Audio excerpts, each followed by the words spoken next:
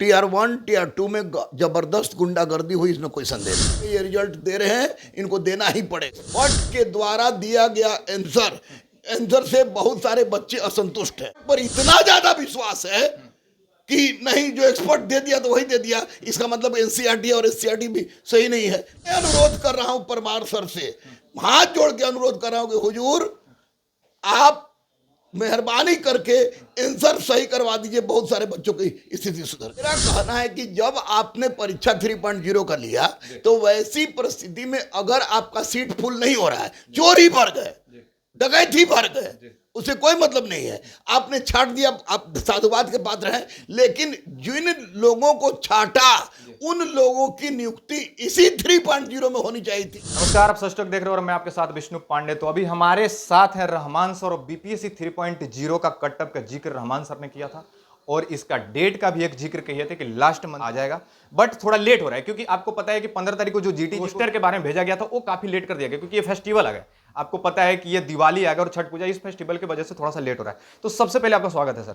बहुत बहुत धन्यवाद, बहुत बहुत धन्यवाद। रिजल्ट आने वाला था और आपने भी एक डेट बताया था कि इस मंथ के एंड में आ जाएगा, बट आया नहीं और काफी बच्चे डर रहे हैं क्योंकि एग्जाम्स के बाद सबसे पहले अगर किसी चीज का वेट करता है बच्चा तो रिजल्ट का ही करता है।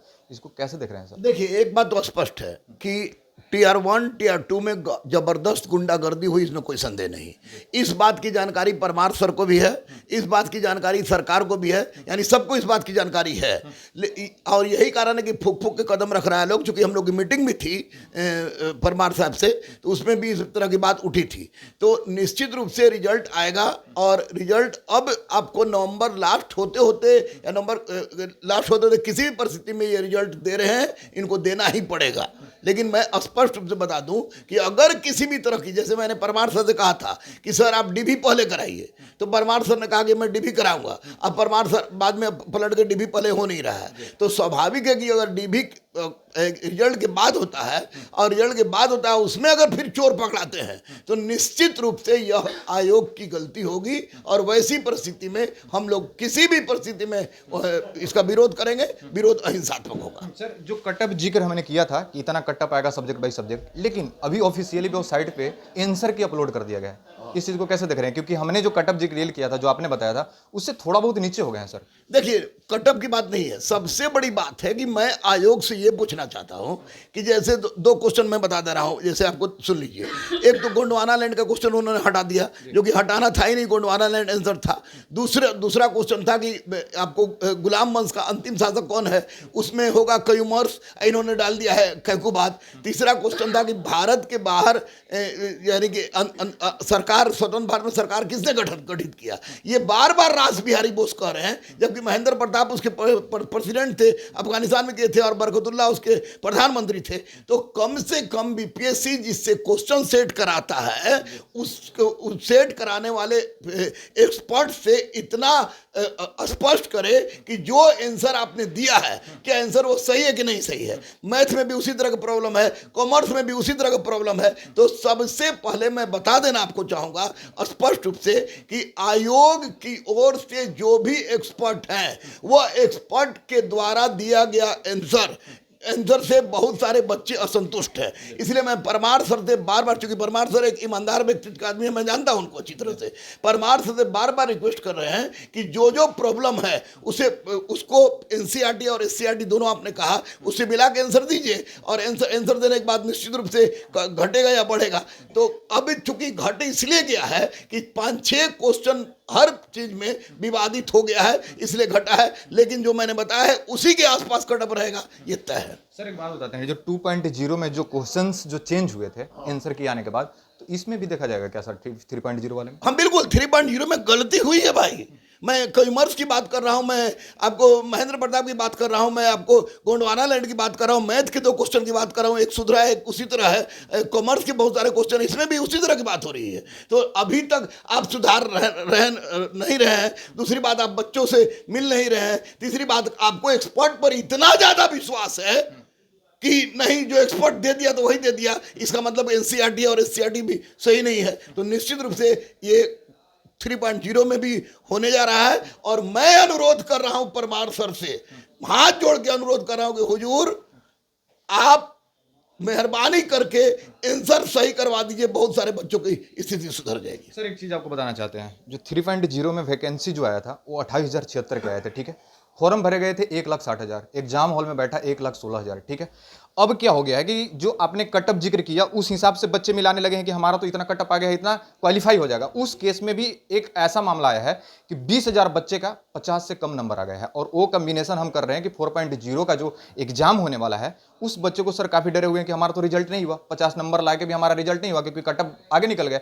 और उस मामले में 4.0 से कनेक्ट कर रहे हैं, तो 2 मंथ का ही टाइमिंग है क्योंकि फरवरी में इसका भी एग्जाम होगा, ऐसा बोला गया है सरकार की तरफ से। तो इस बच्चे को क्या कहना चाहेंगे सर, ऐसे बच्चे को? देखिए, एक बात तो मैं स्पष्ट रूप से इस बात का ये हूं कि 3.0 हो या 1.0 था, 2.0 था, 3.0 हुआ है। मेरा कहना है कि जब आपने परीक्षा 3.0 का लिया तो वैसी परिस्थिति में अगर आपका सीट फुल नहीं हो रहा है, चोरी भर गए, डकैती भर गए, उसे कोई मतलब नहीं है, आपने छाट दिया, आप साधुवाद के पात्र हैं। लेकिन जिन लोगों को छाटा उन लोगों की नियुक्ति इसी 3.0 में होनी चाहिए थी, 4.0 में होने का कोई औचित्य नहीं है। बार बार आप वैकेंसी निकालिए और पुराने वैकेंसी को दोहराइए, तो ये किसी भी दृष्टिकोण से उचित है, उचित नहीं है। तो इसलिए मैं तो स्पष्ट कह रहा हूं कि सप्लीमेंट्री का आप प्रावधान कीजिए, क्योंकि बच्चे के मन में अंदेशा है, बच्चे संशय की स्थिति में जी रहे हैं। तो आप नया नया रिसर्च करेंगे तो ये गलत है। निसंदेह परमार सर एक ईमानदार व्यक्तित्व के स्वामी है, मैं उनको आज नहीं 20 साल से जान रहा हूं। लेकिन इतना जरूर है कि बीपीएससी के अंदर जो भी हो रहा है वह बहुत अच्छा, आपको टीचर के मामले में बहुत अच्छा नहीं हुआ है। वही अगर डीबी पहले करा लिया जाता, जैसा कि परमार सर ने कहा था, तो निश्चित रूप से चोर पहले पकड़ा जाते, छट जाता तो कटअप और नीचे गिर जाता। वो नहीं हुआ तो स्वाभाविक उसी का परिणाम है कि कटअप में इधर उधर हो रहा है। सर सप्लीमेंट की बात कर रहे हैं, बट सीट्स तो कमी है ना, 28,000 है, बच्चे ज्यादा हैं, सप्लीमेंट कैसे जारी करेगा? तो रिजल्ट दीजिए, जो क्वालिफाई कर रहा है, क्वालिफाई ला रहा है, उसको रिजल्ट दीजिए।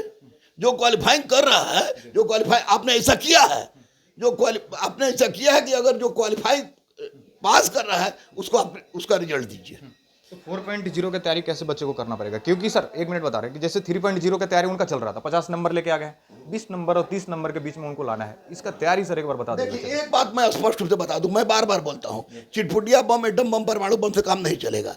बच्चों से मैंने अध्यक्ष महोदय से स्पष्ट रूप से कहा था कि सर कौन सा किताब को आप मानक मानते हैं? तो परमार सर ने एनसीईआरटी बोला और सचिव महोदय जो थे उन्होंने कहा कि एससीईआरटी भी। तो मैं बच्चों से यही कहूंगा कि 6ठा क्लास से लेके 12th क्लास तक का आपको एनसीईआरटी और 9th 10th का एससीईआरटी रगड़ के पढ़ें और करंट अफेयर्स के लिए प्रतियोगिता दर पर पढ़ें और डेली प्रैक्टिस करें 2 से 3 सेट का, ये सोच के चलें कि इनको इतना नंबर लाना है, तभी उनकी समस्या का निराकरण होगा। अदरवाइज अगर ये यूट्यूब के चक्कर में रहेंगे या किसी अन्य के चक्कर में रहेंगे तो कुछ नहीं होने जा रहा है। जब तक एनसीईआरटी और एससीईआरटी का गहन अध्ययन नहीं होगा तब तक इनकी समस्या का निराकरण नहीं होगा। सर यूट्यूब की जो बात कर रहे हैं, काफ़ी सारे बच्चे हैं फैमिली से थोड़ा वीक हो जाते हैं, कोचिंग नहीं पकड़ पाते और सोचते हैं कि हम यूट्यूब से पढ़ के कुछ अच्छा कर जाए, और काफ़ी सारे टीचर्स भी हैं जो यूट्यूब पे कहते हैं कि हम कोर्स करा देंगे, 1 मंथ में आपको रटवा देंगे। ऐसा भी कुछ होता है क्या सर? नहीं, बिल्कुल नहीं। देखिए, मैं पढ़ा रहा हूं, जब से मैं पार्ट 1 से ही पढ़ा रहा हूं। यूट्यूब से पढ़ के बच्चा थोड़ा बहुत जान जरूर जाएगा, लेकिन यूट्यूब के पढ़ाने वाले टीचर पीपीटी से पढ़ाते हैं तो उनकी क्या औकात है। और दूसरी बात कि यूट्यूब से अगर कोई पास करना होता तो आज सारा का सारा ऑफलाइन बंद। अमेरिका में ऑनलाइन को पढ़ाई के लिए बंद कर दिया है, क्या अमेरिका वाला पागल है?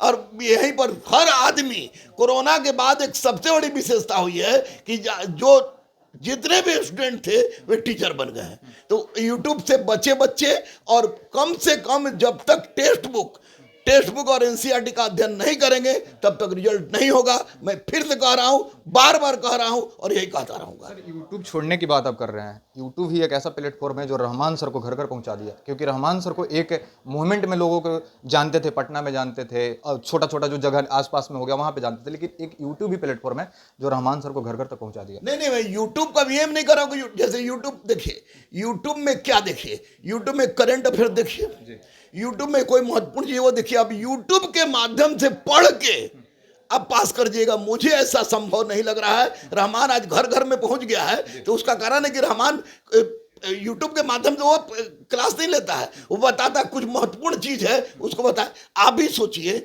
आप 4 घंटा लगातार मोबाइल देख लीजिएगा, देखिए कभी किताब तो 4 घंटा आदमी लगातार देखता नहीं है, तो 4 घंटा मोबाइल देखेगा इससे। यूट्यूब निश्चित रूप से करंट अफेयर्स के लिए और बाहरी देश दुनिया की जानकारी के लिए अच्छा है। इसमें अगर 70% अच्छा चीज है तो आपको 30% इतना गंदा चीज है कि जो आपको जो आ भी रहा है वो भी खत्म हो जाएगा।